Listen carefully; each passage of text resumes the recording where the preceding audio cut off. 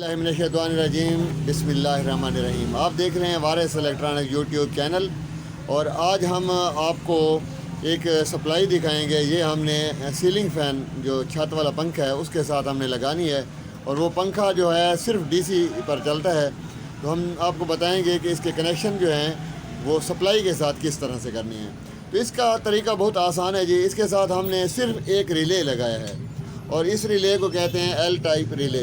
ये 12 वोल्ट का रिले है और इसके कनेक्शन हमने इस तरह से कर दिए हैं कि ये देखें जी, ये नेगेटिव है और ये पॉजिटिव है, यानी कायल को नेगेटिव भी मिल गई और पॉजिटिव भी मिल गई जो रिले की कायल है।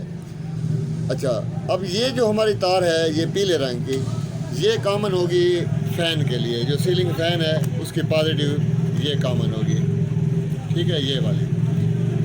और अब आप देखें जी, ये ऑफ पोजीशन में जो है ये जो ब्लू वायर है ये बैटरी का पॉजिटिव है, यहाँ पर चली जाएगी, यानी हमारा जो पंखा है वो बैटरी पर चलेगा जब बिजली नहीं होगी। जैसे बिजली आएगी ये सप्लाई का करंट आएगा तो ये जो कॉमन है हमारा पंखे के साथ, हमने कॉमन को जो है वो सीलिंग फ़ैन के साथ लगाना है। वो ऑन पोजीशन में चला जाएगा रिले और ऑन पोजीशन में जब जाएगा तो ये पॉजिटिव जो सप्लाई वाली है ये पंखे को मिलना शुरू हो जाएगी। बहुत ही आसान है, इसमें कोई मसला नहीं है। बस आपने जब भी किसी रिले के सप्लाई के साथ कनेक्शन करने हैं तो इस तरह से करने हैं, ये याद कर लें, बहुत काम की चीज़ है।